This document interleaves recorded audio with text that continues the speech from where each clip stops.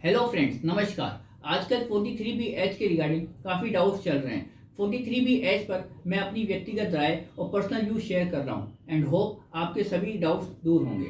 Friends, 43B को समझने से पहले हमें 43B को जानना होगा कि 43B क्या है और कब एप्लीकेबल होती है। इनकम टैक्स की धारा 43B में कुछ ऐसे एक्सपेंसेस बताए गए हैं जो पेड बेसिस पर ही अलाउ होंगे, भले ही एसएससी द्वारा बुक्स ऑफ अकाउंट्स, एक्रूअल और ड्यू बेसिस पर ही क्यों ना मेंटेन की गई हो।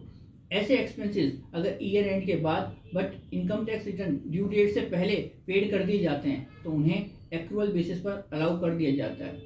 बट 43B के रिगार्डिंग जिस ईयर पेमेंट किया जाएगा, एक्सपेंसेस भी इनकम टैक्स में अलाउ उसी ईयर किए जाएंगे। Friends, in short expenses are allowed only if paid. Friends, जब हमारे द्वारा इनकम टैक्स के पर्पज से नेट प्रॉफिट या बिजनेस इनकम निकाली जाती है तब हमें इस चीज़ का ध्यान रखना होगा। असेसमेंट ईयर 24-25 में एक नया क्लॉज इंसर्ट किया गया है जिसमें बताया गया है कि एसएससी द्वारा माइक्रो या स्मॉल एंटरप्राइजेस को एमएसएमई डेवलपमेंट एक्ट के सेक्शन 15 के अकॉर्डिंग दी गई टाइम लिमिट के बाद पेमेंट किया जाता है तो उन्हें उन खर्चों का डिडक्शन उसी ईयर मिलेगा जिस ईयर उनके द्वारा पेमेंट किया गया है। फ्रेंड्स, मान लीजिए अगर आपका कोई एग्रीमेंट है तो उस केस में एग्रीमेंट डेट और 45 दिन जो भी पहले हो वह ड्यू डेट होगी। अगर आपका कोई एग्रीमेंट नहीं है तो उस केस में गुड्स और सर्विस एक्सेप्ट डेट से 15 दिन काउंट करने होंगे। फ्रेंड्स, किस एंटरप्राइजेस को माइक्रो और किसी स्मॉल माना जाएगा, यह उनके द्वारा प्लांट एंड मशीनरी और इक्विपमेंट पे किए गए इन्वेस्टमेंट वैल्यू या अमाउंट पे डिपेंड करता है। कैपिटल नेचर के एक्सपेंडिचर पर यह क्लॉज एप्लीकेबल नहीं होगा क्योंकि friends, manufacturing account, trading account या फिर प्रॉफिट एंड लॉस अकाउंट, इनमें कैपिटल नेचर के एक्सपेंसेस को शो नहीं किया जाता है।